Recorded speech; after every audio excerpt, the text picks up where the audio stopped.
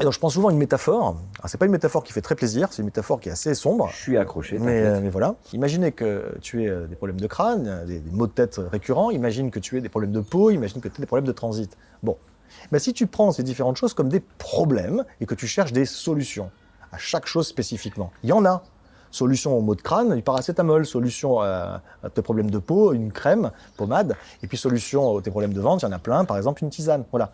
Maintenant, une fois de plus, imaginons que ce ne soit pas des problèmes séparés, mais bien une même symptomatologie, un ensemble de symptômes qui vient du fait que tu as un cancer généralisé. Bah, j'avais dit que c'était pas drôle. Imaginons. Alors, paracétamol, plus pommade, plus tisane. Ça soulage jusqu'à la mort. Exactement, voilà. Tu vivras mieux, mais tu mourras quand même du cancer parce que le cancer est toujours là.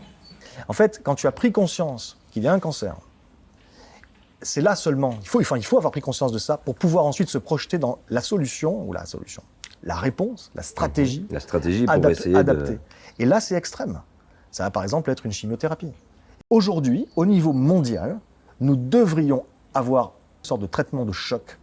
Parce que ce qui est en train de se jouer là maintenant aujourd'hui, c'est rien de moins que l'habitabilité de la planète Terre. Pour nous et pour tout un tas d'espèces développées. Et c'est bien supérieur à simplement un problème de climat. Et donc le climat, qui est un des multiples symptômes, il faut le traiter. Mais si on ne fait que ces différentes choses-là, on va soulager certains symptômes. Et j'ai pas dit qu'il fallait pas le faire une fois de plus. Soulager le symptôme dérèglement climatique est absolument vital. Et pour autant, tout ça est dérisoire. Si on s'attaque pas au système qui crée ça, si on diminue pas les flux d'énergie et de matière, si on rentre pas dans une logique de régénération des écosystèmes, etc., j'ai envie de dire c'est foutu. Voilà.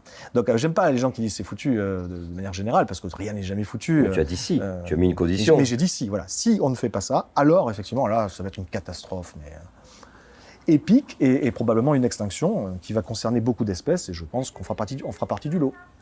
J'ai pas dit l'an prochain, hein. Dans les prochaines décennies et peut-être plutôt siècles. Ah, et peut-être qu'il restera quelques humains, peut-être. On verra. C'est pas évident.